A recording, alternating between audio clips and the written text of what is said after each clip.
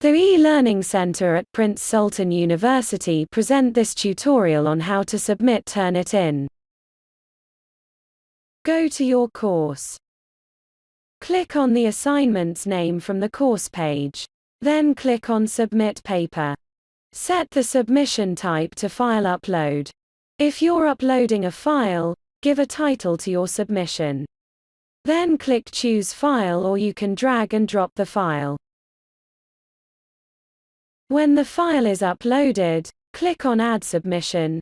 You have now successfully submitted your assignment and you can see your grade, and the free submissions are allowed. You can resubmit the paper. To view the originality reports of your paper, click on the submission title.